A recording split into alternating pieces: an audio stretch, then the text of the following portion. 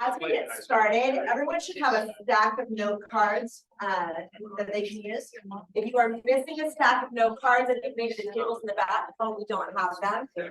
There are note cards on that back table. Well, everyone please make sure you've got just a stack of about 25 note cards. Doesn't have to be precise.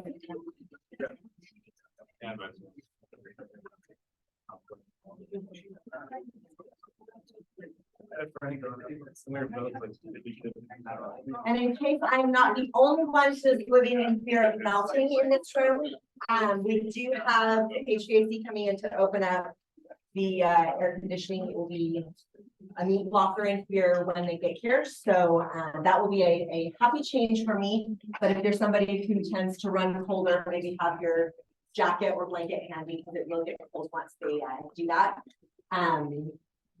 We'll just keep going when they get here to adjust. We may have to have people scoot a little bit because they have to manually get to the ceiling to do that. But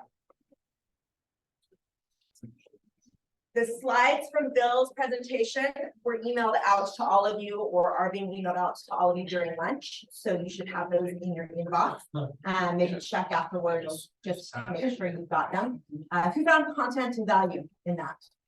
Yeah.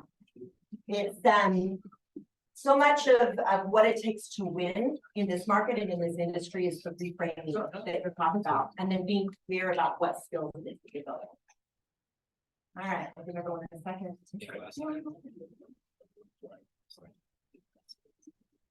All right, everyone has note cards. Nod at me. Yes. Everyone has a writing pencil to use with those note cards. Don't wave like a maniac, and Jess will help you out with that. Everyone has either downloaded their business planning clinic manual from kwhomehub.com or grabbed a copy from the back table. Yeah. All right, we're ready to roll. So as we launch into the business planning portion of today and setting your goals, your intention, and then the strategy surrounding that for 2024. I'd like to take a minute and just, again, shift into the right frame of mind to be taking on this conversation. Nick threw the short straw, so he's going to be doing the super analytical numbers and the stuff that can get lost in the weeds a little bit. My favorite. His favorite. I find I have more tolerance to get lost in the weeds when I understand why I'm there. So you have these note cards. I'd like to take a few minutes and on each note card, you're going to write down one accomplishment, win, experience that you've had, goal that you set and have achieved in the last 10 years. So before you start writing, I want you to think back 10 years ago. I know yesterday is hard to remember, but stay with me. 10 years ago, how old were you? What was happening career-wise? Were you in real estate? Was this before real estate? Were you in school? Were you 5 years old? I know we got folks in here. What was happening in your life 10 years ago? And then I'd like to really take some time with this and be thoughtful. What are the things that over that 10-year span you have accomplished that maybe you didn't think that you could? What are the experiences that you've had? I had a celebration about 5 years ago. I cheered for a football team that famously loses all of the time. The only thing we do more often than lose is change our name. So we are the Washington Commanders. And I have a few times now taken my family to go watch a game live, because if I'm going to encourage them to cheer for a terrible football team, I should at least give them some good experiences around it. But one thing that I accomplished that I would be writing down if I was doing this exercise is that I was able to take my husband to go watch a Monday night football game, and it was a charitable thing. We got to meet Matthew McConaughey, got to be right on the field before the game started, and that was a memory that I will always cherish. And it absolutely happened because I had set and accomplished goals that put me in a position to be able to do that. And I know that no matter where you're at in your life and in your career, you have those moments. You've experienced those moments, you've created those moments. So on each note card, and you're putting one experience, one memory, one accomplishment, one goal that you achieved on each note card.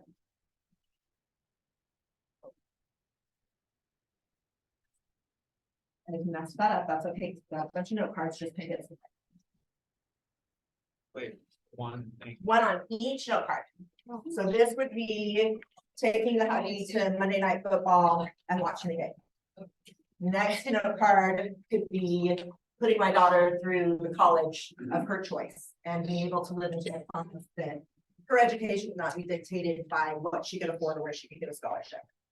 One note card might be reaching my goal weight. One note card might be, I said no to that chocolate cake last night. See previous card, reach my goal weight. So one accomplishment, big or small, on each card. From 10 years ago. From the last 10 years. So you're going over the whole decade. I give you a lot of source material. How many times have you been to Disneyland in the last 10 years? Say, Jay. Not enough time might be difficult, I get it. Not enough.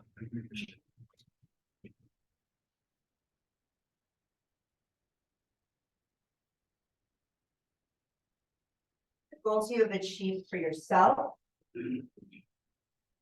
What are the opportunities you created for others?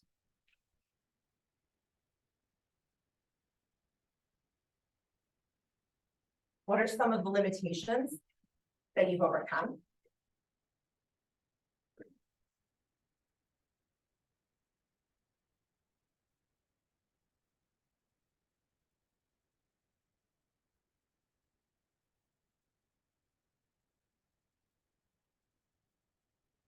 What are you most proud of?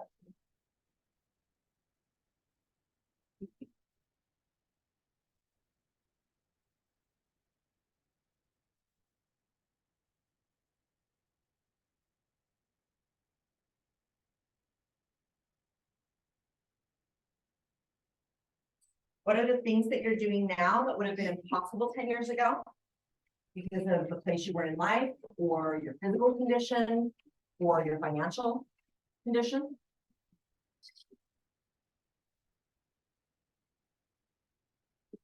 What are some of the things that maybe you take for granted? That don't even seem like a win now, because it's just become a way of life.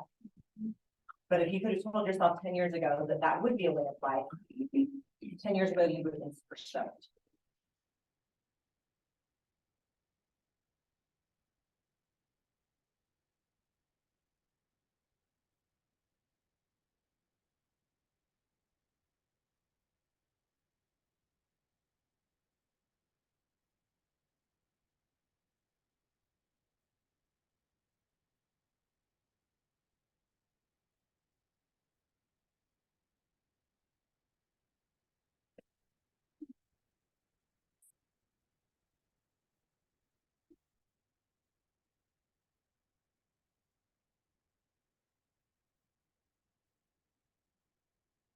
What are the wins that maybe you don't give yourself credit for? Because they're on the path towards a larger win that you're working towards. So that it would be good to acknowledge how far you've come along that path.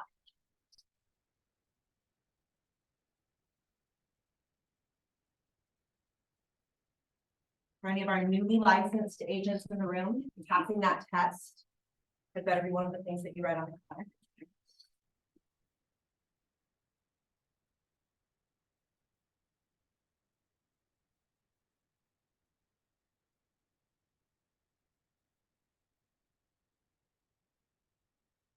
Take a couple more minutes.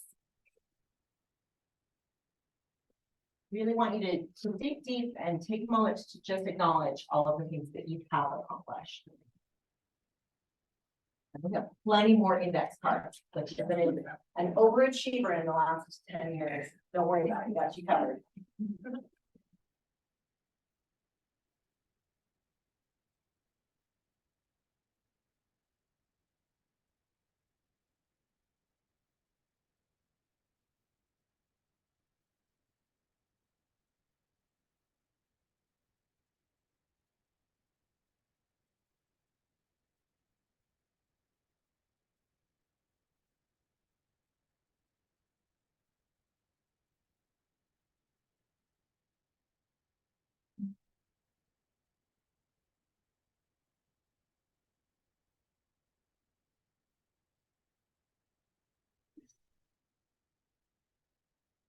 Bought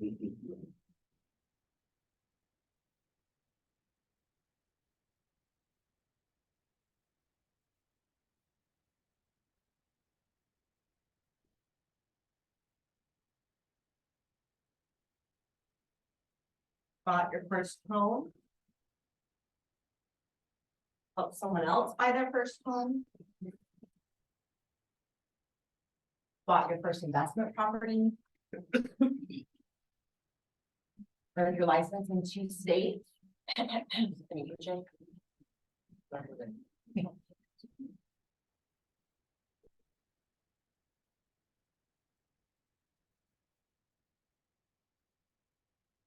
Let's hear some of those wins.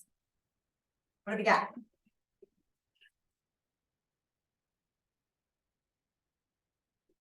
Ran a race every month for a year, including rent. Ran a race every month for a year, including rent. This is amazing. Y'all, if you see me running, run too, because I'm being chased. What up? Learn to golf. Learn to golf. What else? I moved to Utah with my 5-year-old son without having him here. Move to Utah with your 5-year-old son without having anyone here. That's incredible. Congratulations. Do one more. I graduated with my bachelor's degree in science.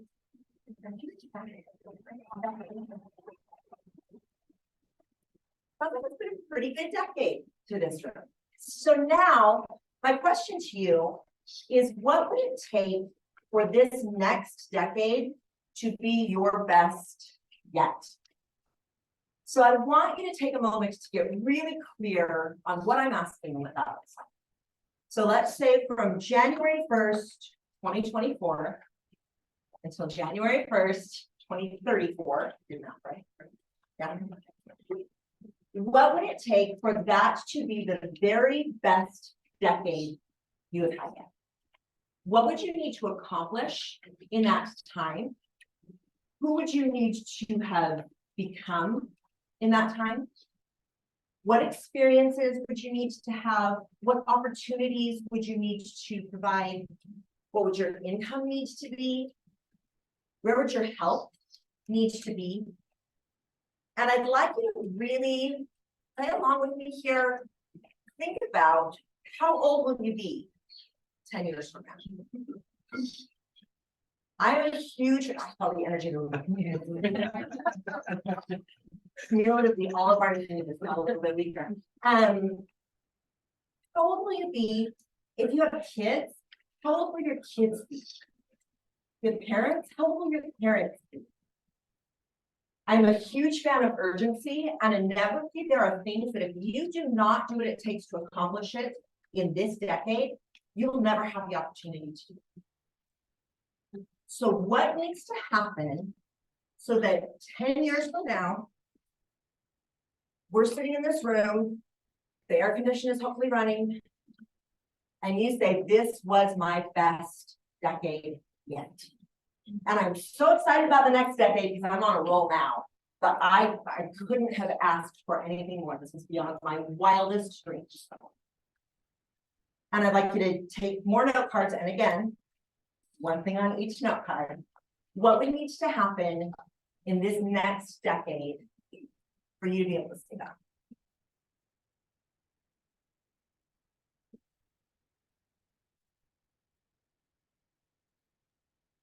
Talk about the people in your life. How old will your parents be? How old will your kids be? If you're a dog parent, how old will your dogs be?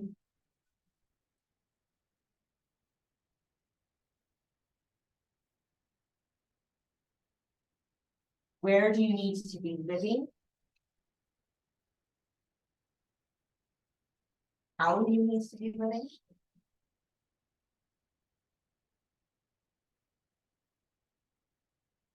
What will your net worth be?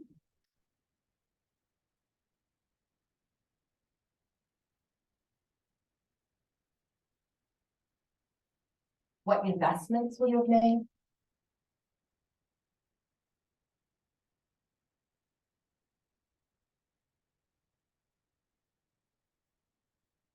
What will your business look like?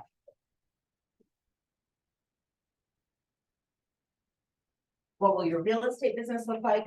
What ancillary businesses might you be running and own?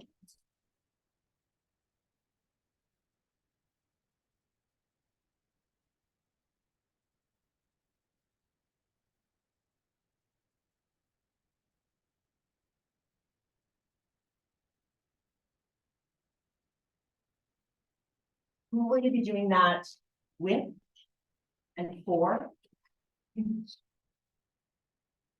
How will their life be changed?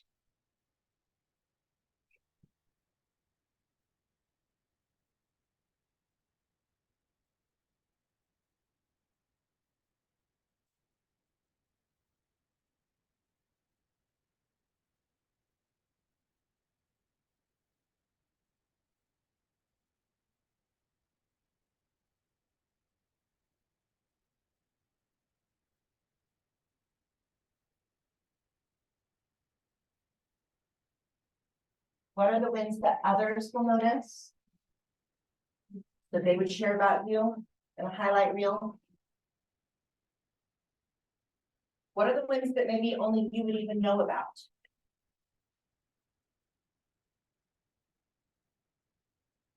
There's something big that you will have overcome. Is there a milestone that you will reach that changes the whole trajectory for your family? You're going to accomplish something that no one else in your family has ever done.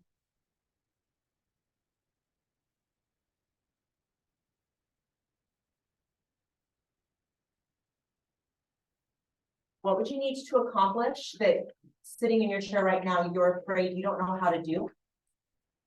Or that you're not deserving of? Or that it's something that maybe someone else could do, but not you? What is that?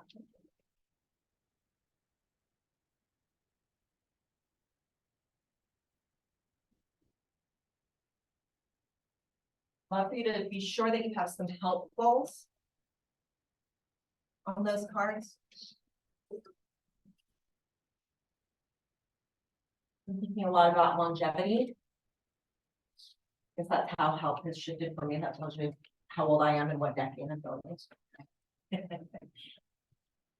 But what needs to happen over the next decade so that when you are standing in 2034 at the age that you will be in 2034, you will have the health and the quality of life that you want.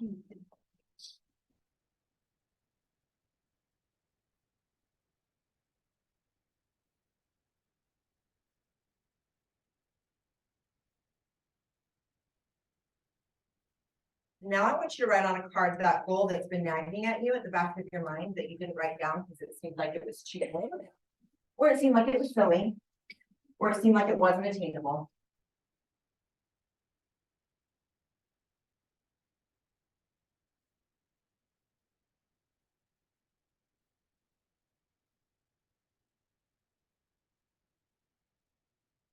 There should be at least one of these cards that reading that scares you or brings out the negative self-talk that all of us have somewhere. And if there's not, push harder, dig deeper.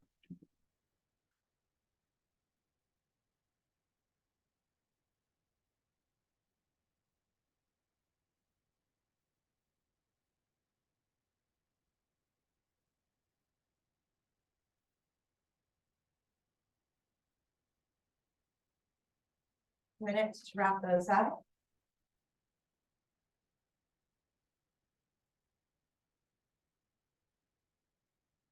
Now who's brave? You can share what would make this their best decade ever. Make $1 million in 1 year. I love it. Make $1 million in 1 year. What else? Mine is getting all my kids out of the house. Did I hear that? Yeah. I love it. My mom.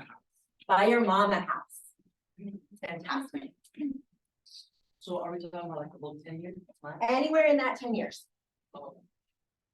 This, by the end of the year, I want to like $30 to $50 million. $30 to $50 million net worth. I love it. And I'm gonna challenge you to get a little bit clearer on where you're gonna fall in that 30 to 50 and. Go ahead. Yeah. What else? One of mine is to increase my investment portfolio in my LLC so I can attain and hit larger financial. I love it. I love hearing investment goals. Those make my heart sing. Okay. One more. Multiple rental properties. Multiple rental properties. Awesome. You're playing teacher's favorite now. All right, I'd love for you to look through those cards and identify what are the 3 biggest goals that would need to come true, that you would need to achieve to truly make this your best decade ever. And if you want to play for extra credit, have 3 productivity, creativity, financial goals, and 3 health and wellness goals.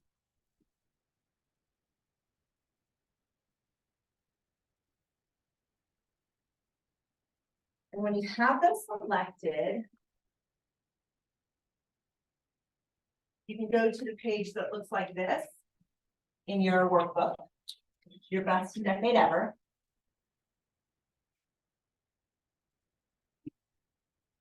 And then you're going to fill that out. You don't have to do the brainstorming portion, we did that on the note cards. So your top 3 creativity and productivity goals, and your top 3 health and fitness goals. And if you didn't have 3 health and fitness goals, but you have another category that you look at and say, no, I have 3 goals around this, you can switch that out. But then next to or below each of those goals, write down why that's important to you. How would that make it your best decade ever? Who would be impacted by that? What are the other goals and experiences that would allow for? And the why is important because if it doesn't tug at you, it's probably not one of your top 3. And that's okay, just switch it out. But you want to find 3 that really stir something in your soul. When I'm coaching with agents and we're talking about why, I can always tell when we actually get there because there is an emotional reaction. For some, it's that they cry. There's a reason that there's a box of tissues very prominently on my desk. You've cried in my office. You are far from the only one. Even in any given day, you've cried. So for some, it is that they cry. For some, it's that they get really excited. For some, it's that they get a little pissed off. That one's my favorite because it makes me laugh. When somebody's goal gets them so fired up that they're a little bit angry. But there has to be some sort of an emotional tie to it. And the only reason it's important to me that there's an emotional tie to it is, again, that's an indicator of yes, we've hit one of the big 3, or no, we got to find something that matters a little bit more.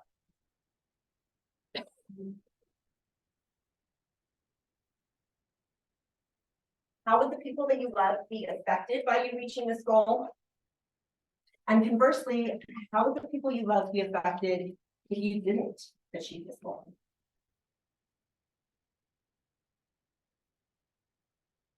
Sometimes that's a very powerful way.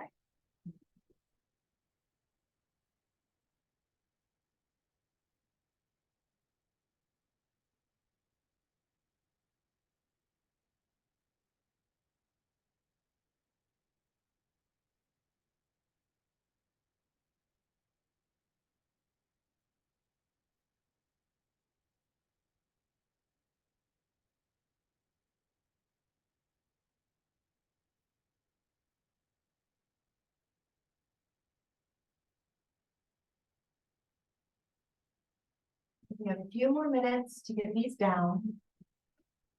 Again, you're putting down your top 3 goals and why each of those is important.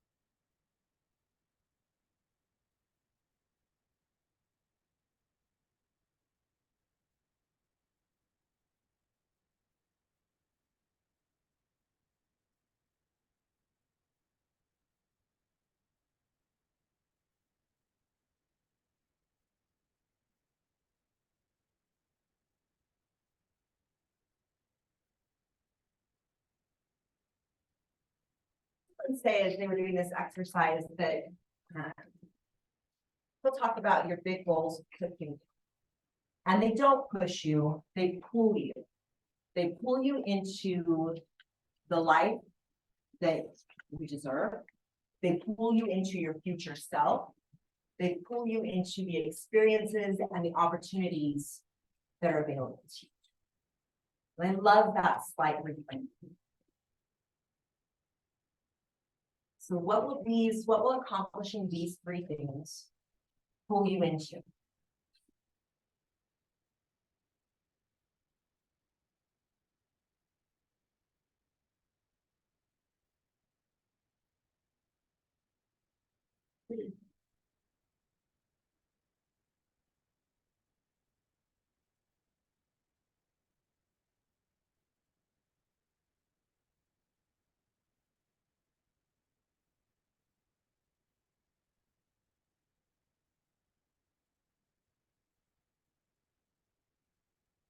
You can tell me why you think we would be, first of all, thank you for sticking with me through this. You can tell me why you think we would be talking about our best decade ever. Let me get granular with what's happening in 2024. Expand your thinking. Expand your thinking. Absolutely. So it's a foundation for breaking down specific goals as we go year by year or quarter. Absolutely. Love the analytical mind. So looking at where you're going to be in 10 years, that makes it so you can break down the goals into where does that mean I need to be in 5 years? What does that mean I need to accomplish next year? And then quarterly, monthly, weekly, daily, what needs to happen in order to get me there? I love that. What else? Bill Gates that said we grossly overestimate what we can accomplish in a year, and we underestimate what we can do in a decade. And so keeping our eye on that bigger picture and knowing that the wins you experience in the next 12 months are those wins that are going to take you down the path to get where you're headed in the next 15 years. So the last thing I'd like you to do is take all of your index cards. So you've got the index cards with the goals that you're working on for this next decade. You've got the index cards for what you've accomplished over the last decade. And I want you to shuffle them.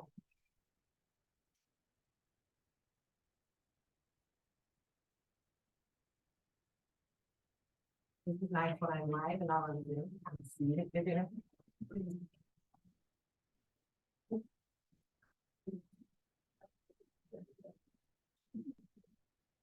And now I'd like you to just look through them. And know that those accomplishments that you've already achieved at one point were just a goal. At one point, you may have had some fixed beliefs about why you couldn't do what you did. So if it was true about those, it stands to reason that it would be true about them. I like keeping my goal cards in a stack like this all the time. And flipping through them periodically to see what am I working on? What of my 10-year goals have I actually already accomplished and didn't even realize it? Haven't got to that note card recently. And my challenge to you with this is take a moment as you're flipping through and let yourself really feel that. Feel the pride and the accomplishment of those things that you've achieved. Feel the excitement of the things that you're working on. Let yourself feel what it will be like when you get there. And as much as you can really get it into your body, how would I feel differently? Especially those health goals. Having that sort of visualization is powerful as you move towards this. Did anybody in here, I better see everyone's hands raising because I gave you the challenge to write that down when it makes you maybe uncomfortable. But raise your hand if you had one that you wrote down and immediately your brain went to, oh, that's too big. There's no way I can accomplish that. I'm not going to say that one out loud because I would sound silly. Anyone?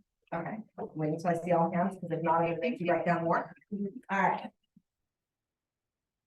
here's the thing, you don't always have control over your first thought.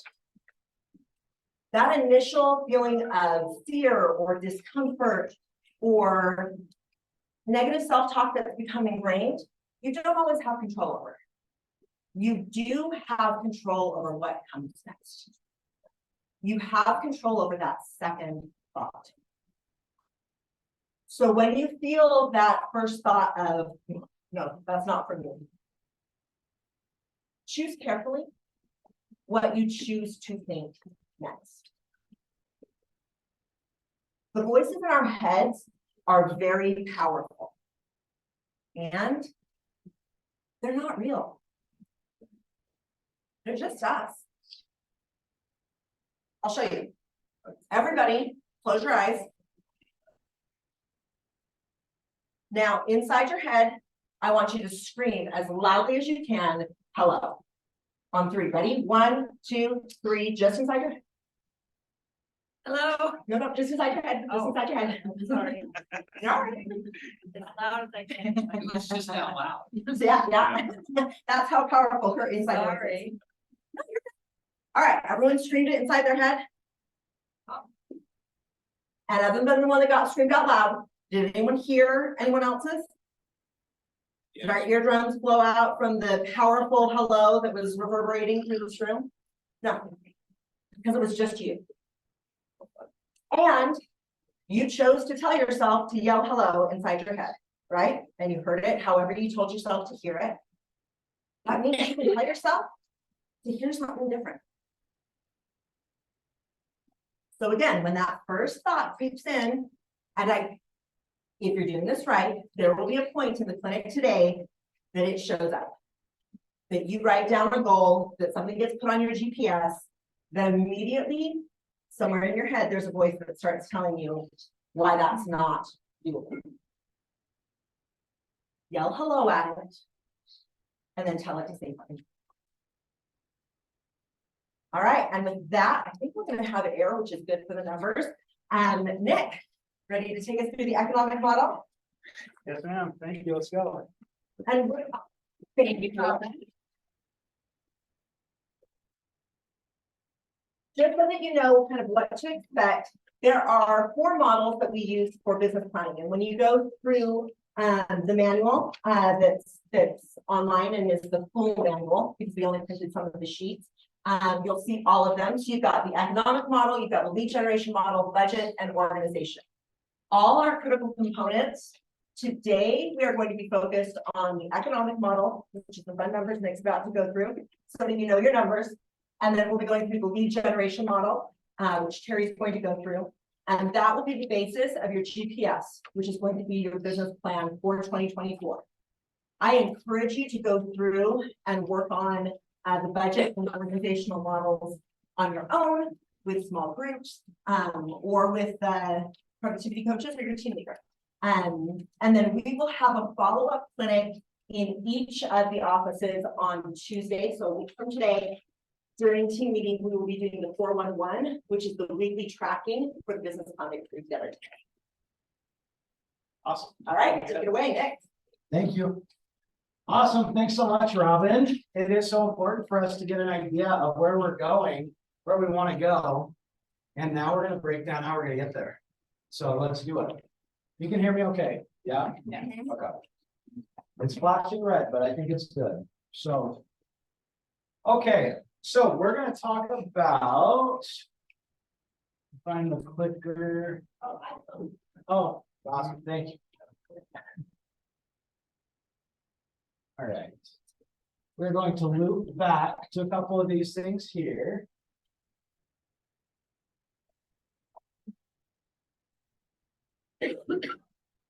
Okay, thank you very much. Thank you.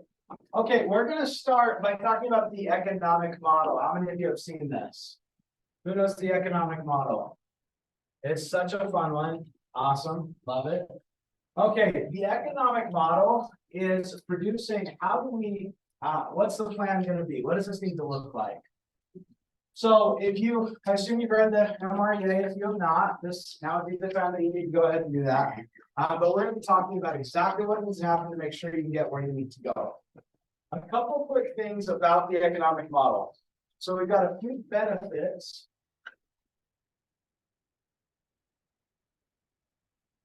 Okay, I may not have what I thought I had. Okay. So I'm going to be doing some talking. Benefits of the economic model. The economic model provides the number of appointments and units sold to meet your goal. Why would that be important? Those are the numbers we're going to track, right? And we're going to go even one step further. How many conversations do we have to make sure that we get the number of leads that we need to close the deals that we need to close? It reveals your conversion rates and identifies area for improvement so that we can track where we're at and we know where we need to go. Allows for mastery over your business. So this is kind of the way that we get to plan it out in a big picture sense so that we can see the opportunities and we can move forward. What do you think? Allowing for mastery over your business. That sounds a lot like self-mastery, right? That's getting those disciplines in check so that we can hit the goals that we want. It keeps the focus on a profit first perspective. So have any of you guys listened to someone or have you ever had the experience where you had a huge goal, but it was just based on how many houses you sold? And then you go back home and you realize there's not as much money as you thought there was going to be. Anyone have that experience? So we're selling all these houses, we're feeling like we're at the top of our game, we're winning all the awards, but we don't have the money to pay our bills or make the investments that we want or whatever. So profit first is a huge piece. Helps keep your budget model in line so that you can know exactly what you should be spending. If we know what we're making, we know what we should be spending. Provides benchmarks to hold your team accountable to. So if you want to go fast, go alone. If you want to go far, you're gonna have to take some people with you, right? Most of us are not going to succeed alone. It doesn't mean you have to build a huge team, although I think it sounds fun. You don't have to build a huge team, but you're not going to get there alone. For sure, we already know that. We've got each other, and we've got other partners that are going to help us get where we want to go. And then it allows you to gain insight into your economic decisions before you make them. So that's why the economic model is important.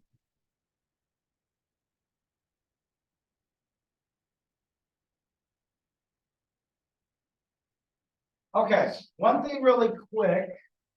Sorry, they're not quite matching up. So, okay, outcomes are what we're looking for, right? We're looking for the outcomes. The outcome is how much money are we going to make? Have you guys already written down a goal of what you're going to make next year? And are we talking net or are we talking gross? GCI or net profit? Which one's more important to you guys? Net. What are we going to take home to our families, right? So make sure you have that written down. That's the outcome that you're looking for. Now, there's two things that are going to go into that. Your performance. So your performance is your behavior, the things that we do every day. Your skill level. Is your skill level where you want it to be able to get you where you need to go?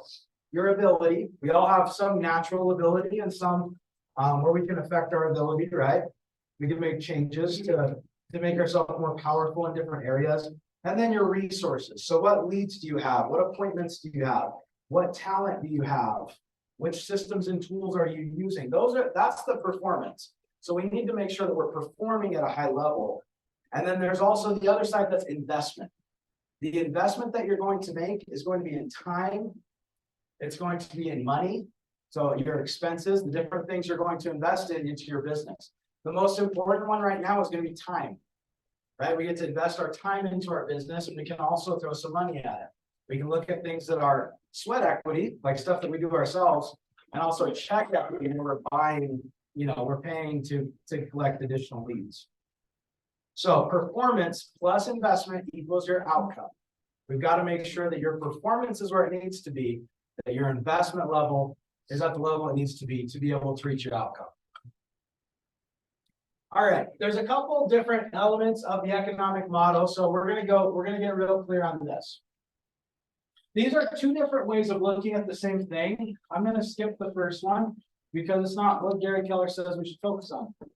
We're going to focus on the net income or the profit to you rather than focusing on the gross commission income. So we still should win the awards. We're still going to win all the awards, but we're going to more so focus on the income that we're going to make. Okay. Now, what are operating expenses? What would that be? Marketing. Yep.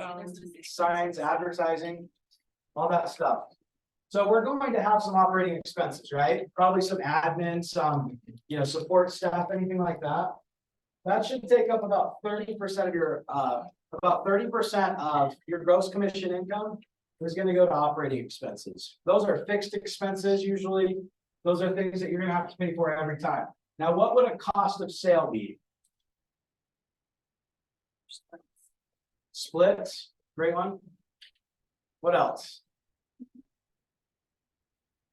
Gifting, like referral systems. What was that? I said referral. Oh, yeah. Referral. So cost of goods sold, cost of sales is going to be, the actual expenses that we have when we're doing business. So those are going to be your splits. Now, if you're on a team, if you're on a PC team, if you have coaching, those are also going to be included in there, right? So one thing that I want to show you really quick, well, I don't want to show you that yet. Okay, 30% operating expenses, 30% cost of sales, plus a 40% income. So we want to hit a 40% income. That's going to make up your 100% of your GCI. Okay, so they're kind of split up like that. We're going to go through and actually calculate this for you, but I want to show you what it looks like for a millionaire real estate agent. One thing that I want to just touch on really quick. If you're in this room and you're either on a team, you're on the PC team, whatever, you're going to have additional splits that an individual agent wouldn't have, right? So as an individual agent, your cost of sales is going to be your split, which how much is your cap at KW? 18,000, right? So you're going to have that on there. That's definitely going to be one of those, and that's going to cap, right? That's one of your costs of sales. If you're an individual agent, you're going to have some operating expenses as well, right? Those advertising signs, admin, any of that stuff you're going to have in there as well. So one thing that I want you to look at is this is going to hold true no matter what model you're running, no matter where you're at in your process. It's going to remain true because if you're on a team, or say you're on a PC team, for example,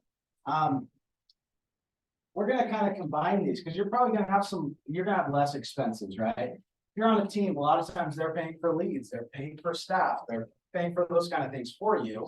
So what we're going to say, even though you're probably on a little higher split, is that split going to be more than 60%?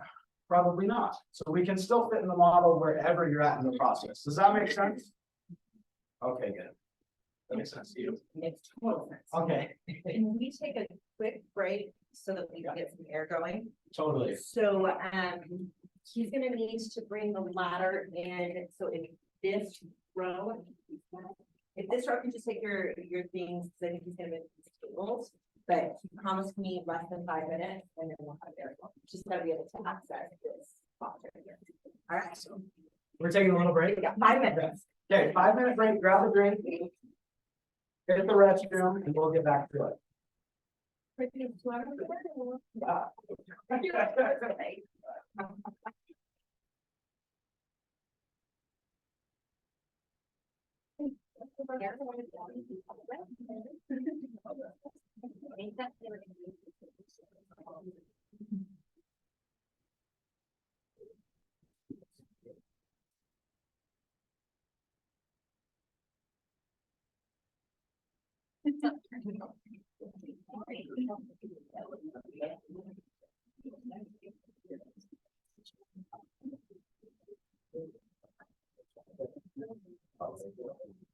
You have to.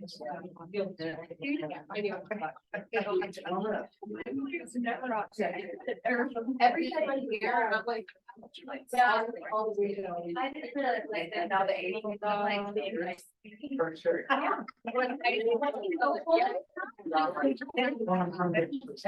did a long thing, yeah, I found Valley. Oh, really? You want to in the okay,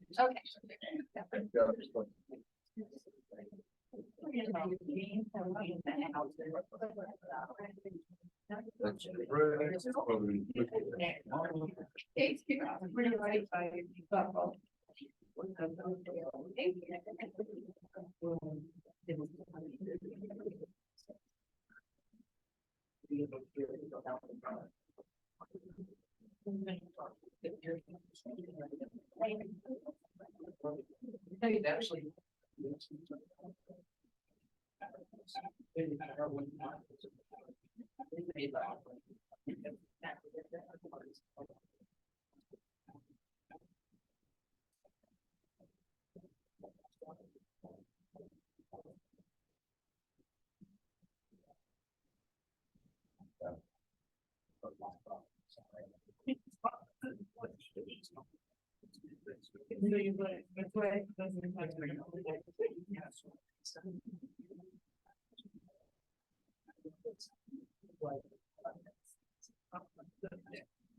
That's right.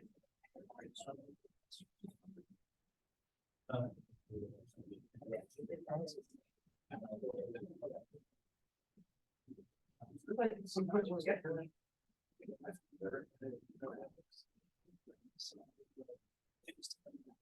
I found mine late, like last, and I was like.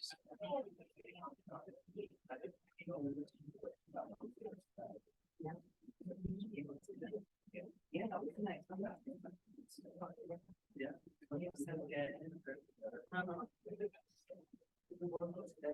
Yeah, we thought.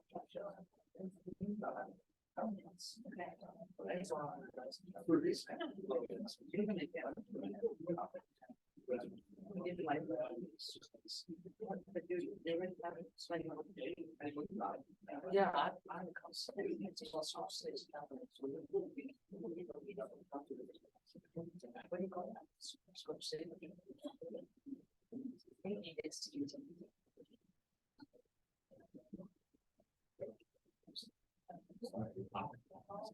Yes.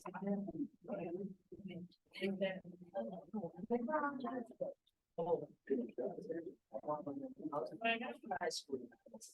I was in high school. I was in high school.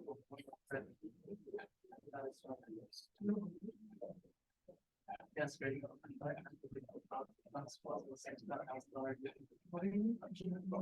Still almost amazing. Never. Yeah. You like that? Yeah. That's what right. Yeah, it's everything. Yeah. I wish you could hear. Yeah, it makes so bright. Really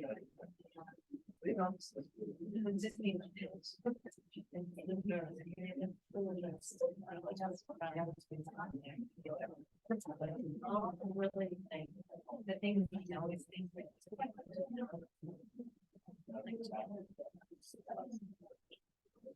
See.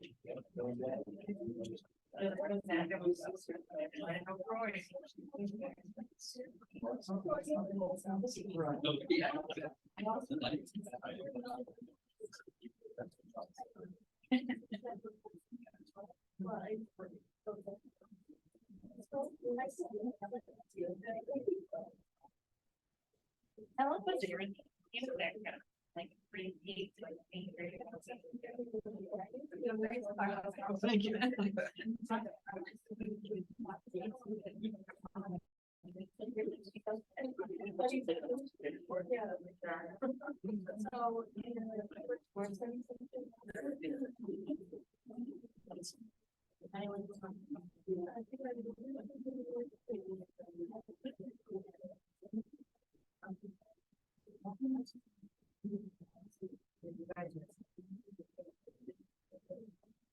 You're young, you're very young.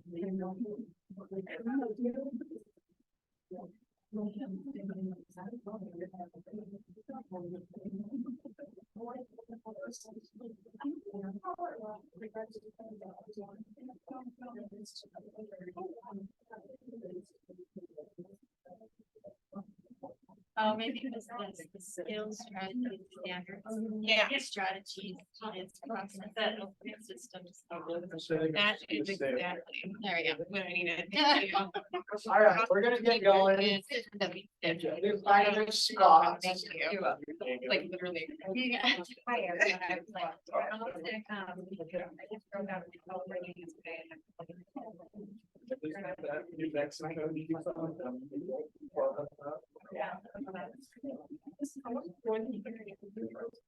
There's so.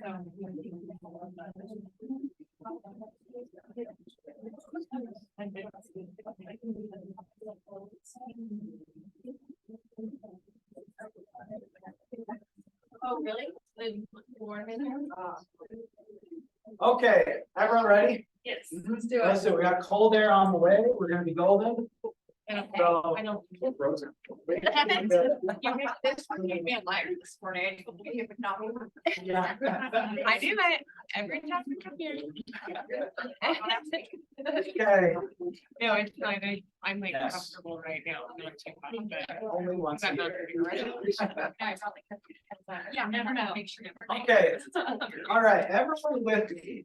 Have I lost anyone so far with the numbers? Okay, we're all in the same spot. Okay, perfect. So, now you're good, come on in. Okay, so this is super important. We are gonna have expenses. Now, this is different than having a job. Like, have any of you ever had a $100,000 salary? Have any of you ever had a commission job where you got paid a certain amount? And then you got to take that home to your family? That's a little different than our commission income that we get, right? That GCI that we're looking at, that's where it starts and everything flows out from there. And then there's just a portion of that that we're taking home with our family. So it's important that we're diligent in the way that we manage that and that we plan it correctly. So if your percentages were higher than this, there'd be a little bit of a problem. We're gonna have a lack of profitability, right? If your numbers are lower than these, although it may be very nice, it's nice to have additional profitability. But if you have too low numbers as far as your expenses and your cost of sale, it may mean that you're not leveraged enough. It may not give you the juice that you need to get to the goals that you want to go to. So they're actually there for a reason and they're super important. So make sure that you're watching those.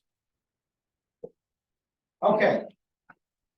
Gonna skip a couple of things that aren't gonna be that good if you can't see them up here. So, all right, we're gonna talk about conversion rates. So as we add these, and we're literally gonna build them together in just a second.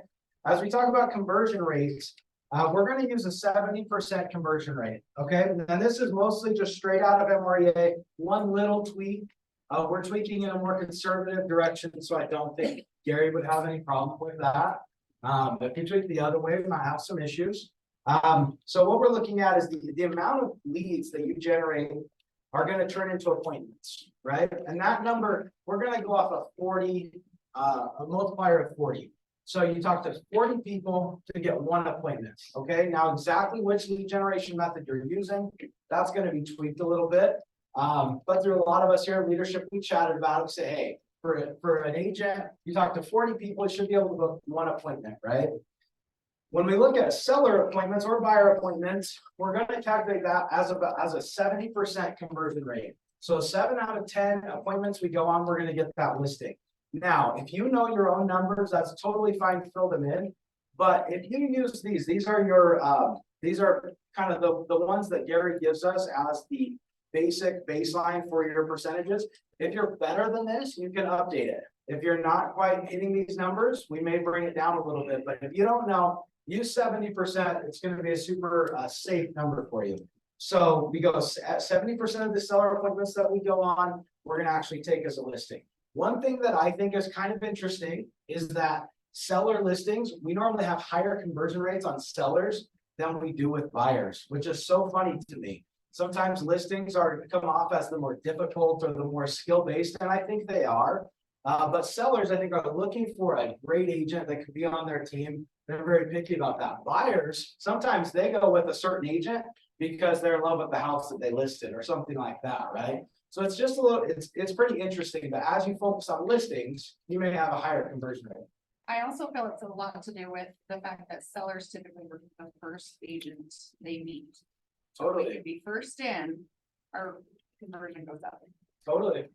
Yeah, so sellers tend to meet with the first person that they meet with. What the reason is for that, there's probably a lot of them. But it's super interesting. I mean, one, how many salespeople do you want in your home? Not that many, right? And how long do you want them in your home? Not that long. So if you go in, you do a quick listing presentation, you get it wrapped up and you're out of there. Do you think they want to invite someone else into their house? Probably not. They're good to go. So Great point. Yeah, it is. That's why there's such an emphasis on appointments. Everything that we talk about here is going to be appointments. And then from those seller agreements that you get and those buyer agreements that you get, 70% of those are going to move to closed units. So on the seller side, some of those are going to probably fall out based on, they fall out, they don't sell. We have some control over that, but we're going to have some fallout. You have to plan for that. And same thing with buyers that we take. So they're not all going to close, right? Stuff happens. They're not all going to close 100% of the time. So those are some of the conversion rates that we're going to track. Now, I want to show you really quick. Just trying to make sure that it's going to make sense when I do this. I don't have the numbers filled in. Okay. Let's skip this. Yeah, we're going to skip this. We're going to go directly into the one that we're going to build for ourselves. Okay. I'm not going to show you. What I was going to show you is $1 million MREA economic model. Okay. And I think it's super important for us to look at what the MREA economic model looks like, because what's the first step to being an MREA? Does anyone know? Step one, think $1 million, right? So think $1 million. So we've got to start with the end in mind, and we want to think big. So this particular one is $1 million. It just doesn't have the rest of the numbers filled in there. So it is important. Look at it in the MREA. It's probably in the electronic version of the manual here. But look at what that looks like for them. Oh, $1 million. Yeah. It is. I was looking too high. Okay. So you got this one. Thank you. Because I think it might make more sense. We can run through this. So, okay, $1 million net income. That's a millionaire real estate agent, right? So $1 million in net income would have operating expenses of $750,000. Okay, it would have cost of sale of $750,000 as well, for a total GCI of $2.5 million. Now, this was done in a different time and probably a different market. They've got an average commission amount of $71.50.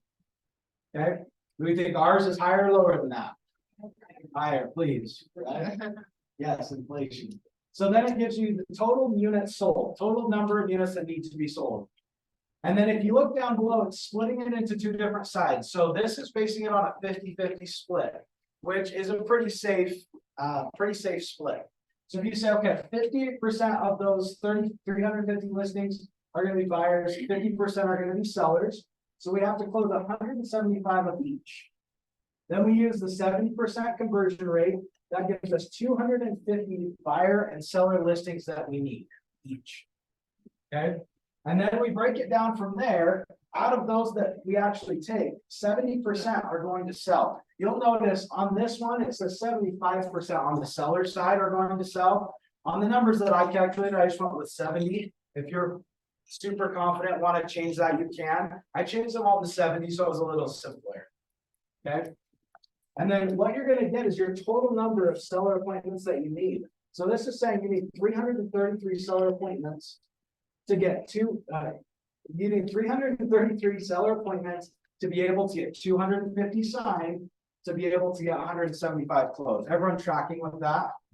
So we have to look at the math. And when we do your own, we're going to go through exactly how many leads it's going to take to get there as well. But I wanted to show you how that looks for a millionaire real estate agent. This is possible for all of us. One of Gary's goals is for us to have 100,000 millionaire agents, right? So we need to help contribute to that. I think this whole room could do that, right? It's an option that's available to all of us. So think big. We already have several. We have a lot of them. So, okay, a couple of things really quick as we're going through the economic model. It's important to understand it and to use it as a planning tool. If you don't use this in your guide as a guide to decision making, you're not going to have the information that you need as you're planning out the rest of your expenses. If you don't use the economic model, you may not be able to see your business as a whole. So you may not be able to see the whole thing. You're just looking at those little pieces of it.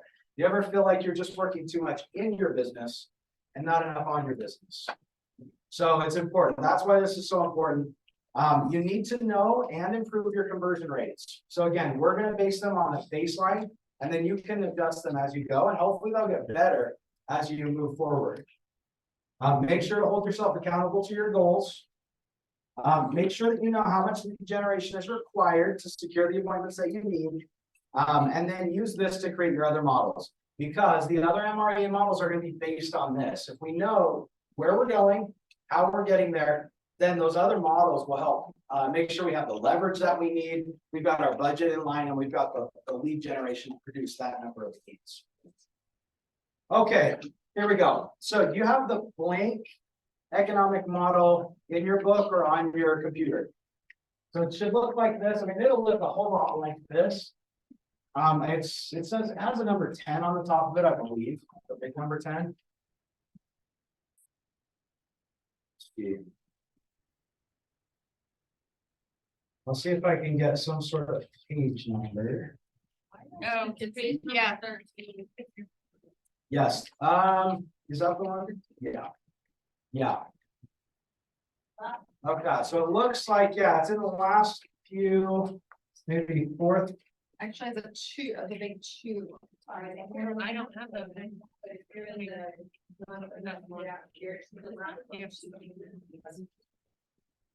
Page number 13. No, that's good.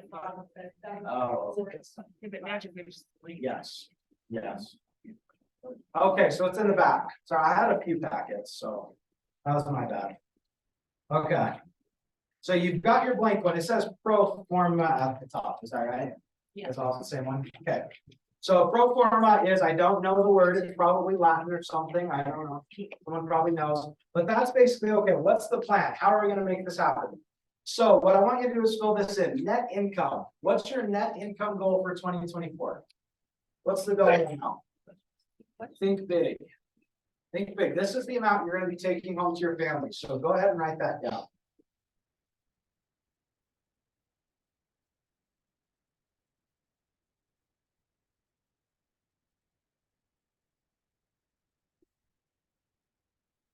Okay, everyone have that? Maybe? Anyone not have that? Yeah, Are we still thinking 10 years or this next year? this is 2024. So, but 2024 is going to guide the rest of the decade, right? This is year one, how we're going to do it. So, okay, you got your net income goal there. Now, you're going to divide that number by 40%. You have a calculator. Divide that number by 40%.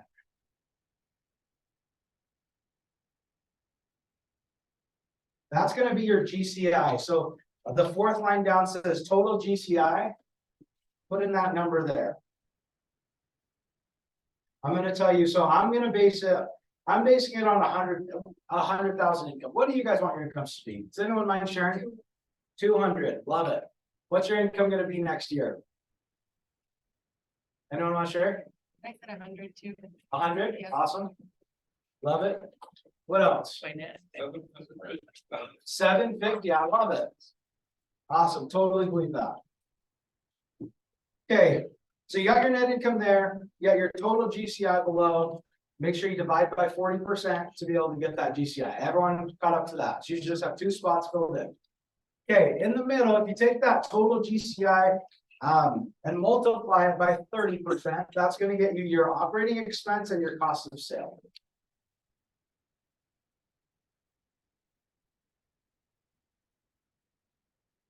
So take the total GCI, multiply it by 30%. That's your operating expense, multiply it by 30%. It will also get you the cost of sales. So there should be two that will be the same. Because they're both 30% of your business. Everyone caught up to that? Anyone confused? Yeah. All right. Okay, so now we know what's going to make up our income. Now we have to figure out how we're going to get there. All right, so what you're going to do, take your total GCI. So my total GCI is 250,000. Divide that by the average commission amount. Now you can base that on, if you have an average commission amount, that's okay. I'm gonna base it, and you guys may join me in basing it on 12,500. Okay, 12,500 is a 2.5% commission on a $500,000 home. Maybe a little conservative, but you know, I prefer it that way. So if you've got a different, if you know your average commission and you're comfortable with it, you can put that in there. That's gonna give you the amount of total units sold. So in my case, I needed 250,000 of GCI.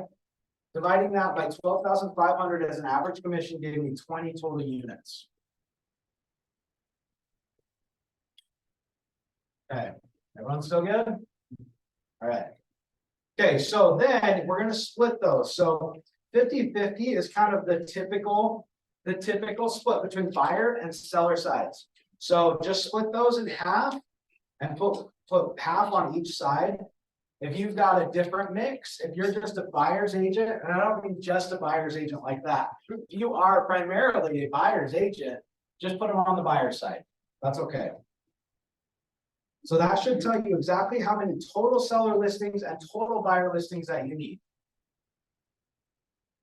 Okay, from there, using the 70% conversion rate, we're going to divide by 70%. So whatever the total seller listing sold, divide that by 70%. And I tried all this. I promise the math is right. Tried it several times. Can you repeat where you're at right now? Yes. So we're kind of running. Is it easier if we run one side at a time? Maybe that's better. Okay. Seller side. So on the seller side, which is on the left, we should have half of your total units that you need to sell should be listed there, unless you're doing a different mix. Then we're going to divide that number. So for an example, mine is a total of 20 units that I need to sell. So I've got 10 seller sides that I need to close. So I've got 10 seller sides. Divide 10 by 70%. By 10 seller solds by 70%. And that's going to give you your total seller listings needed. So this is how many listings you need to take. In my case, it's 15. How many do you guys have? Seller listings needed. 108. Awesome. Love it. 19. Awesome. Okay. Now that you've got that number, total seller listings needed. Did I lose anyone? Yeah. Okay. All right. What was your total? Total units was 40. Total units was 40. So half of those, so multiply it by 50% would give you 20. And then divide that by 70%.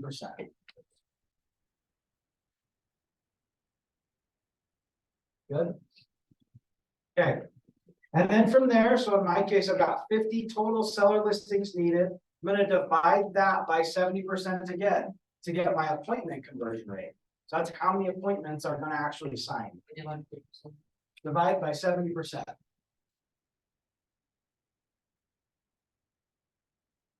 In my case, that's 22 total seller appointments needed.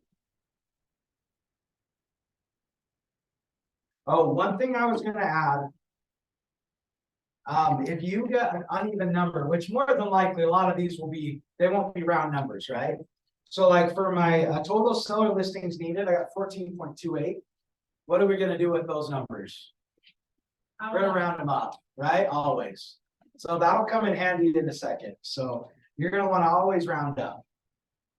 So I've got 22 total seller appointments needed. That was 2142. We're rounding that puppy up.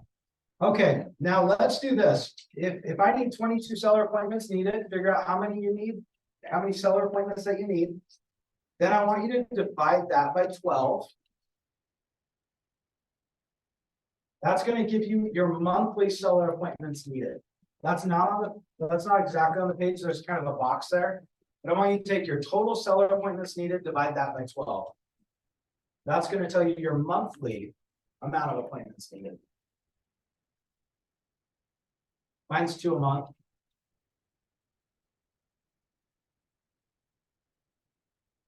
And then we're going to take your total seller appointments needed again, and you're going to divide that by 52. That's going to tell you how many you need each week. So like when I divided my 22 seller appointments needed by 52 weeks, I got 0.38. What am I gonna do with the 0.38? I'm not gonna put that on my weekly tracker, right? 0.38 listing appointments, we're gonna go up to 1. As long as we get an appointment every single week, I know we're good on our listings. Can you say it one more time? Sorry, you take that number of total seller appointments and divide it by what? Divide it by 12 to get your monthly appointments needed. Thank you. Then take that same total seller appointments needed, divide it by 52, that'll give you weekly.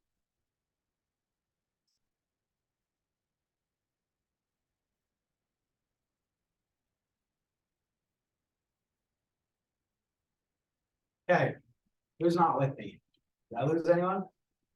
I lost you? Oh, two. Just to be clear. Yeah. The dividing numbers are the 50, 70, 75. Yes. So just- Well, yeah. I mean, technically this one's a multiply, but it doesn't matter as long as it gets cut down. Divide it by 2 or multiply it by 0.5. Math is hard after lunch. Math is. And I want you to know, math is not my thing. I don't know how this happens. I do love to know the numbers, because if we can boil it down to just the tiny numbers that matter every single day, we can track those. So we only have to do this one day. We do it once and then forevermore we'll know how many do we need daily, how many do we need weekly. So is everyone caught up?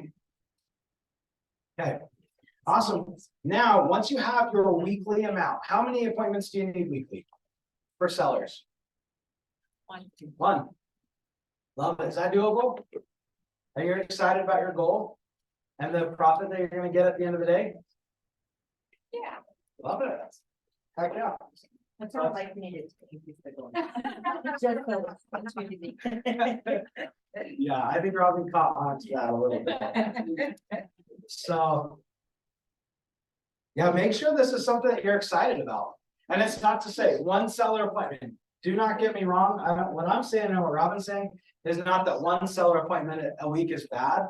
That would be, we also would love that too. As long as it gets you where you want to go, we're here for it. Yeah, 100%. what I was pulling out is, when you said if that goes, I can do it, and the answer. That means no, it's Yes. the goal. Yes. But, if it excites you, we are here for it. Yes, 100%. Okay, so now we've got our weekly amount. So say it's 1. Not throwing shade on that at all. Mine's actually 1 based on the way I ran this. So we're good.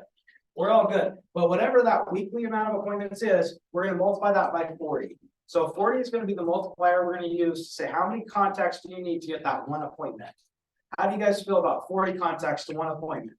Does that sound about right? A little high, a little low? Anyone have an opinion on that? I think it sounds good. That's what I'm seeing right now. So, okay. All right, so now we know to get the seller listings that we need, we know how many contacts we need. In my case, I need 1 a week, so I need to make sure we got 40 contacts a week. Right? That's not that many. That's manageable. That's something we can handle. If 40 a week sounds kind of sad to you, let's bump it up. Are we moving to the next page then? Not quite, because now I have to do the buyer side real quick. Now, granted, the buyer side is going to be a little quicker because we've already done the seller side. I think we've got some of that out of the way. So let's go back to your buyer side. More than likely, you're going to have half of those closed units are going to come from buyers. You're going to divide that total number of buyers that we need to sell by 70%. That's going to give you your total buyers listings needed. That's how many buyer brokers we need to sign.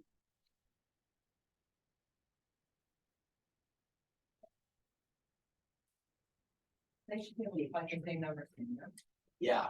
Yeah, as long as you didn't change anything, it should look the same. So in the interest of time, just because we are creeping up on 2:30. Oh, yeah. We could just have them duplicate those numbers. Totally. Run through it. Oh, shoot. Sorry. Okay, so run through there. They should be the same. So let's say you ended up for me, we need one seller appointment a week. We need 1 buyer appointment a week, right? So we need 2 appointments every single week. Multiply that by 40. That's 80 contacts every single week. 80 contacts to get us to a net income of 100,000, which is a GCI of 250,000. Everyone up to speed with me? Okay, awesome. So what you want to do is take those contact numbers, put those on your weekly trackers on your 411. This is how many contacts I need. This is how many appointments I need. This is how many agreements I need for both buyers and sellers. This is how many we actually need to be closing. And remember that the time to be doing this is right now. So you don't want to say, okay, I'm gonna start working on this on January 1st, right? We need to make sure we're getting on pace. So run this play through October, the rest of October, November, December, so that we can get up to speed. We need to kind of hit the ground running for next year, right? The deals that we're doing over the next couple months, more than likely they're gonna be closing in January. So we're gonna set ourselves up for success so we can make sure we hit these. Any comments, questions? All right. Okay, thanks, guys. Now you got a plan in place.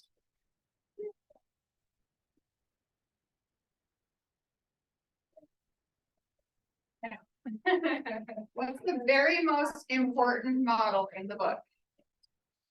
Who knows? Oh, Budget. Jenny, Oh. answer this. Budget. Jen.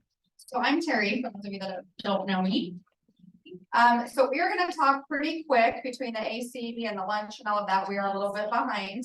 But what I would love to offer you is, we're gonna go through the GPS and lead generation. Right now, we're gonna go through the lead gen model. But if you guys need to leave at 2:30, that is absolutely fine. If you want to stay a little bit longer, we will help you complete the GPS. Just so that you guys do feel like you're leaving here with your one-page business plan. Deal?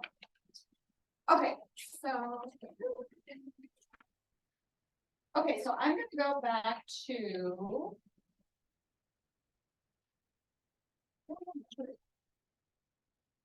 Let's just start with the GPS and then we'll get into the lead gen model. So in your packet, you should have a copy of the GPS. Who has done a GPS in here before? Just so I kind of know my audience. Got a couple. Who's seen a GPS before? Couple more. Who has no idea what the GPS is? Okay, pretty balanced room. So the GPS, basically, when you think of GPS, what do you think of? Directions, maps, something that's going to help you get from A to Z, especially when you're in a car. That's exactly what this is. So the G in GPS stands for goal. The P in GPS stands for priorities. And the S in GPS stands for strategy. So you can create one of these in every area of your life. We're going to specifically have you build one for business right now. And so you can see the one thing for the year is that's your one big goal. So is this a number of transactions? Is it a number of your income goal that you want to make that you guys just put into your economic model? That's going to be your one goal. And then we're going to break it down into the 3 priorities that are going to help you achieve the one goal. And in each priority, we're going to come up with 5 strategies for the one priority that gets you to the one goal. Does that make sense? We're just going to continue to break this down. Today, exercise, that one thing should be your net income. Net income. I think that they took us through how to break down those numbers. You should know what that represents for a company. So it can be net income and put in front of What number of transactions?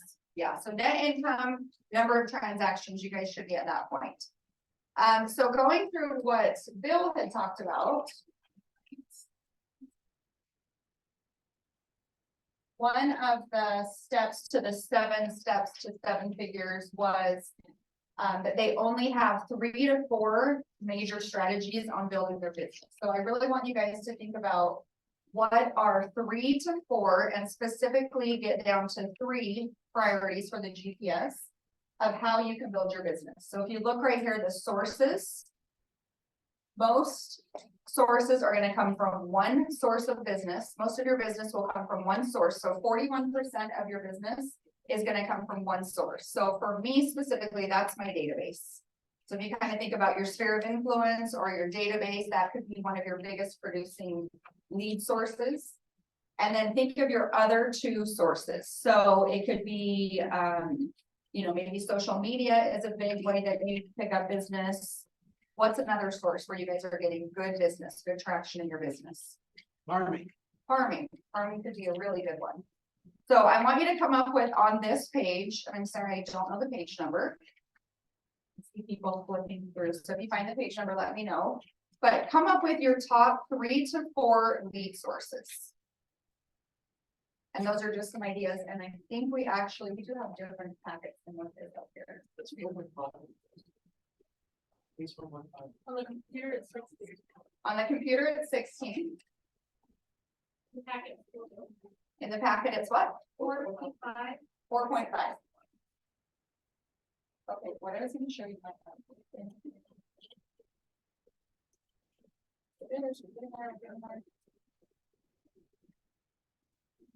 I want to show you guys some ideas on lead generation.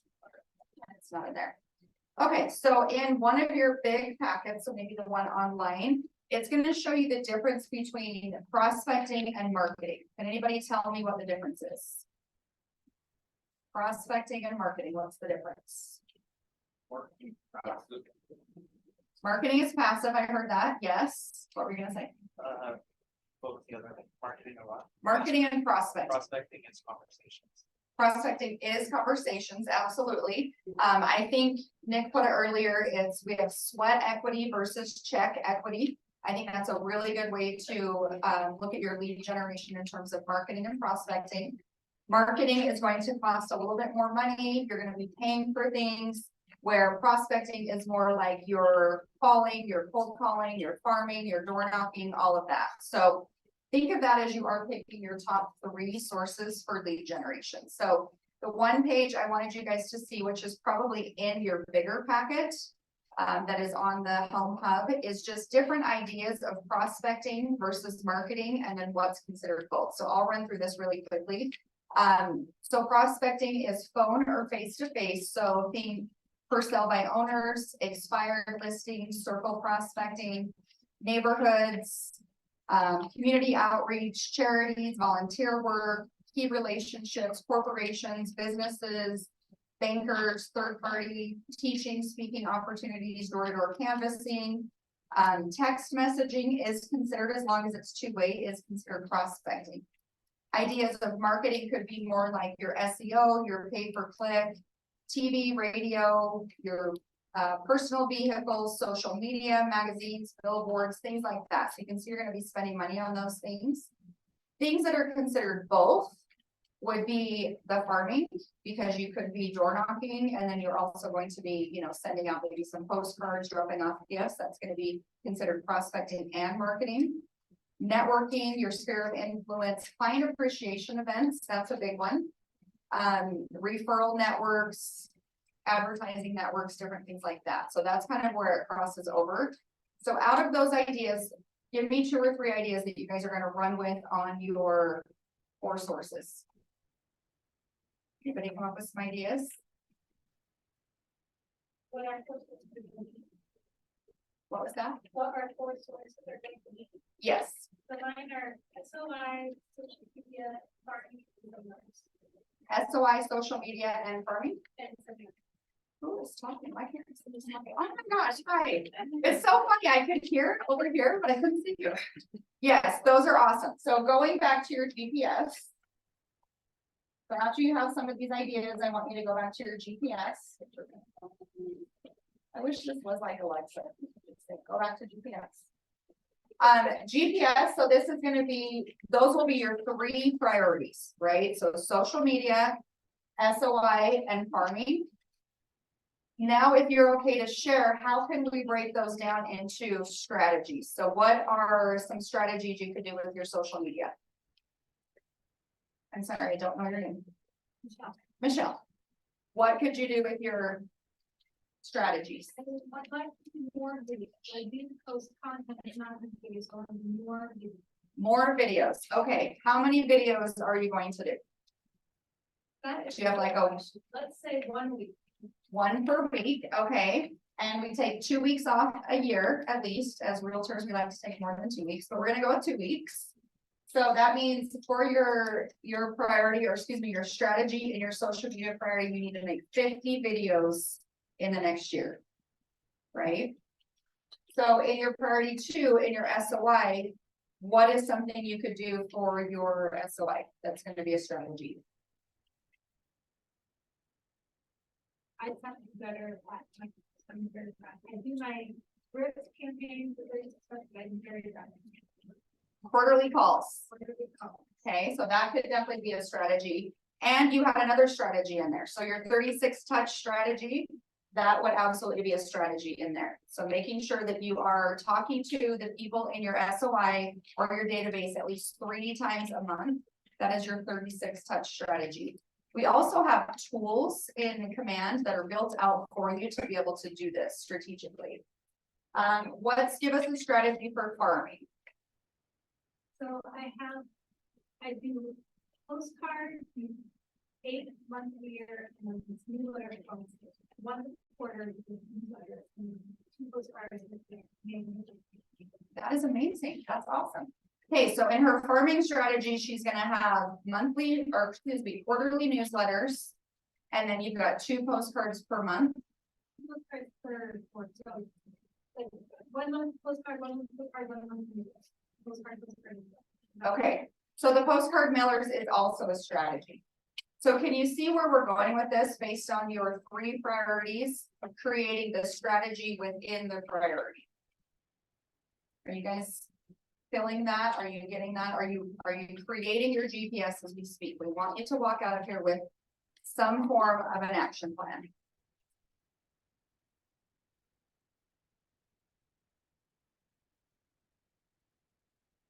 You have your 3 to 4 sources.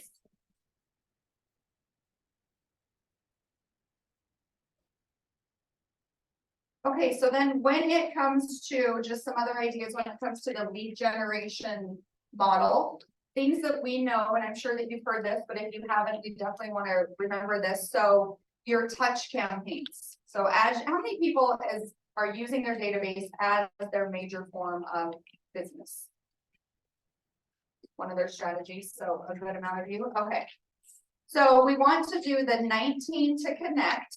Have you guys heard this before? 19 to connect, which does include your 4 quarterly phone calls, your 12 monthly email newsletter, market reports, or a video. So you're touching at least 12 times monthly on top of your 4 quarterly calls. And then you have your 2 touches, which can be something like maybe in the mail. So this can be like a promotional gift. An idea could be like a yearly calendar. It could be some kind of a magnet. The newsletters are a really good way to do those touches. And then 1 touch that's more considered to be an event. So client events are a really big way of getting those touches in with your clients. Here with Keller Williams, we do a couple of those every single year. So just make sure you're participating in those. That's going to give you multiple touches just by participating in 1 event. And then we also have the 36 touch. So you've heard of that before. 36 touch is also 4 of the quarterly calls, 26 bi-weekly emails offering some type of information or value to the consumer. So does everybody know that there is 1 built out for you in Command? Some head nods. So that is the 36 touch that is in there. We have several different parts to that. But those are items that are basically conversation starters. They're going to say something like, oh, hey, have you thought about owning an Airbnb? What have you thought about what your real estate investment plan is? Things like that. So those are coming out. If you have that on in Command, those are coming out twice a month. 2 other touches you can get again by events, micro events, barbecues, parties, things like that. And then again, just anything that you're doing mailer wise. So think about all the different ways you can communicate with people, mailers, email, texting. You can do the texting through Command. So really leverage the technology when it comes to generating the leads. Some of the very best practices, and I will look at the time. Oh, 1 more minute. Okay. Some of the very best practices when it comes to lead gen, and Bill talked about this as well, but lead generate every single day. We know that's #1 rule. For 3 hours a day. So that has always been a rule to lead generate 3 hours a day. I loved what he said, that a lot of us will try to get away with 1 hour a day. And in this market, that technically is survival. So if we're only doing it 1 hour a day, we're not thriving, we're surviving. So really to kick that up to at least 2 hours a day to grow our business and 3 hours a day to break through. So I thought that was awesome. It goes right in line with what we want. You know, we want to teach you to do 3 hours per day. So what are you doing during the 3 hours of lead generation? You're preparing your call list, you're practicing your scripts, you're taking action, you're calling, you're emailing, you're texting, door knocking, all of that stuff. And then you're also taking time to actually do the follow-up in there. So if you said, I'm gonna get you a CMA, if you said, I'm gonna set you up on this monthly smart plan, making sure that you're actually doing that, right? So that is what your 3 hours consists of. And then really quickly, I wanna go through the lead generation traps that a lot of us get into when it comes to lead generating. So one of the biggest ones that I actually start, I'm jumping right down to that, is undervaluing the benefits of our touch campaigns or not using them purposely. I hear that a lot, that people don't want to set people up on the touch campaign. They don't want automatic emails and things like that. I think that is one of the lead generation traps that a lot of us get into. So really undervaluing that touch system, the 36 touch. Another big one is we avoid our quarterly calls, right? Guilty. Sitting down and making those calls, not the easiest thing to do, but you can have everything else going without those quarterly touches. I don't think the impact is quite there. You're not connecting with them as a person. This is another big one. So that's a lead generation trap, is maintaining multiple or separate databases rather than one database. How many are guilty of that? And I think all of us, or the good majority of us, are guilty of that without knowing it, because our phones have so many contacts in there that are not actually in a database. And so that could be a really big issue. So I challenge you to get the contacts out of your phone into your database. Something we've been really challenging our group lately is to get everything off of social media and into your command database. You can actually print those out.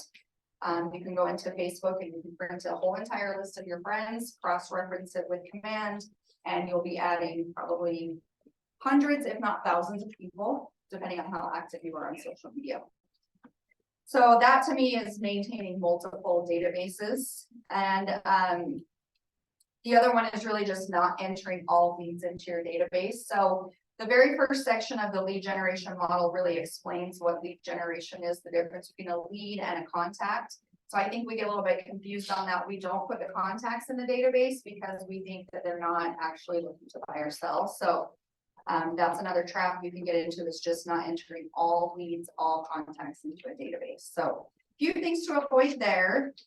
Going back to your GPS, just wanting you to think about your 36 touch. We talked about annual calls, quarterly calls, we've talked about monthly mailers. Any of those things that you need to be putting onto your GPS, we want to make sure that those get put in there now. If they fall into your strategy or your priority. But that, I know we're out of time, so if you guys need to go, that's okay. Otherwise, we will stay and help you. We can kind of walk around the room and make sure you feel like you know how many people you need to contact every day, how many people you need to add to your database every day, how many appointments you need to go on, and creating your one-page business page. So if you feel like you have that, you're excused. If you don't, we're here to help you.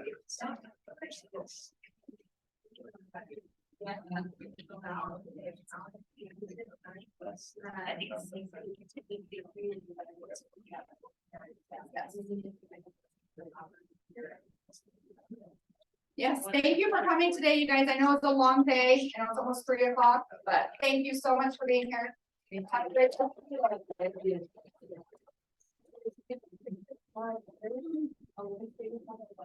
Yes.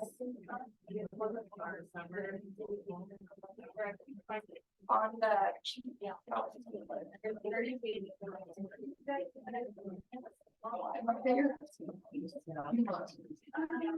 I have the whole packet. Oh, thank you. We can tell. No, this whole. Oh, because it has been like 70 pages in your packet, I think the idea was we wanted we wanted to create more of a book for you. And so it pulled out a lot of pages, so you want to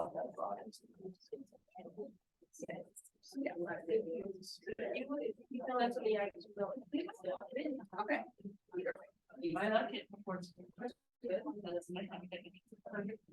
So that's the only.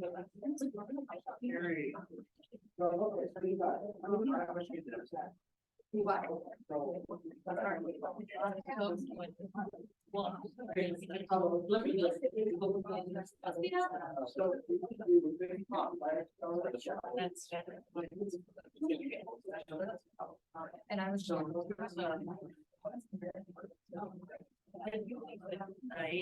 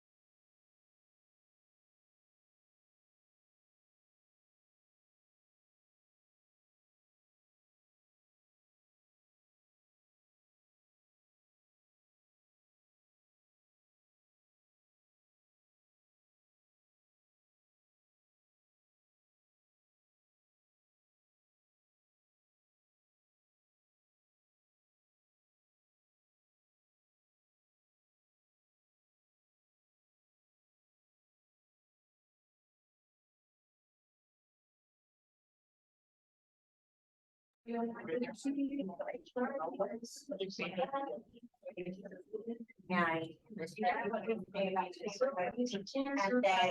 do that. And it's like, I was looking for all of these answers. I studied here. I think I just really want to. What we do is we're going to implement it. Information. So I helped with the money.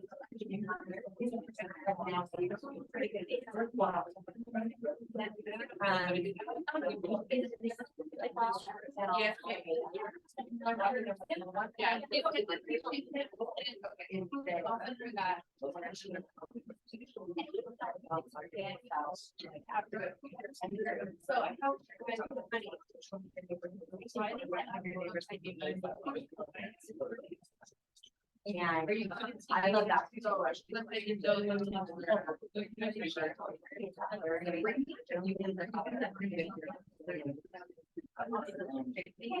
Bob, Joe, and I was just graduating.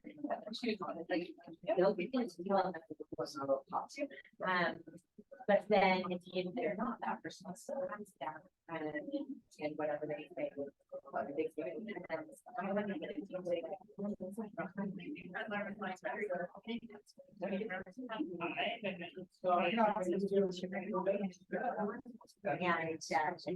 But it might be. And then, that will. Okay.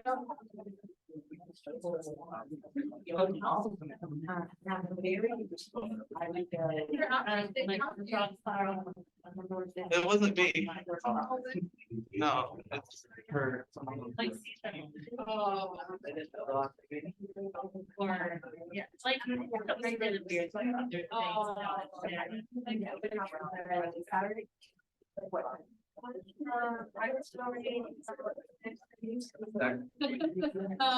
So.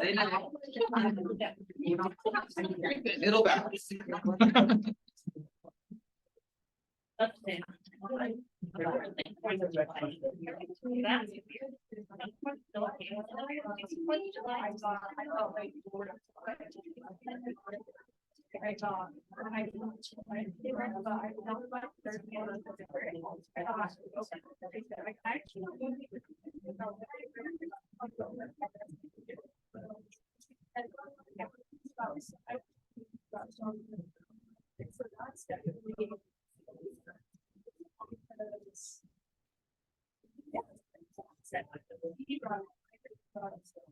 Yeah. Right.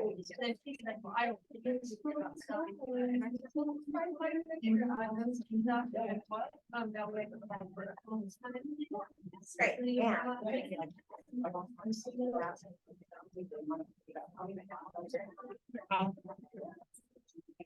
I'm curious.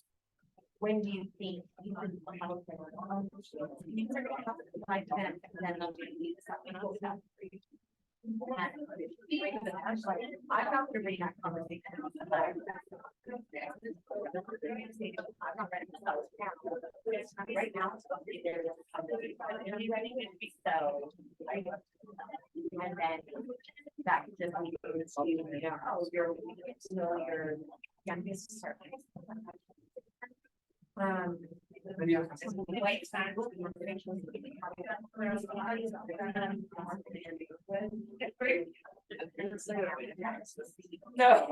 I was like, wait, where can I write that too? We're really writing a line. We're gonna help you pay taxes. You be our client.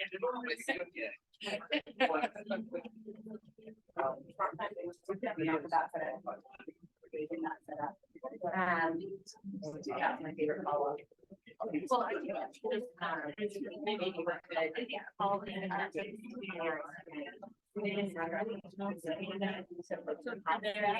like, Yeah.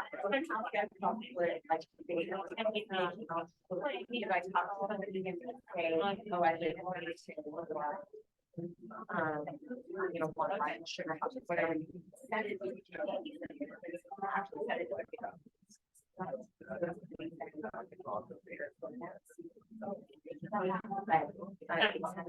These and four, and shows how many times the prices are up, right, this is now, it's years and alien, years, like. I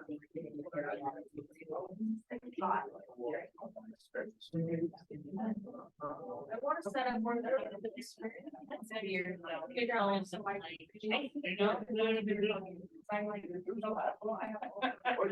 Okay. So we're together, let's give us about what. Not getting your voice to what I want to fly. And then we want to have start with. We get 5 mils, whatever the number is, when they can start filtering out. Well, like, see, makes fun of free. I used to know if you want to be a spot. Yeah, we're not. That's great. Kind of like, everybody's like, trying to figure out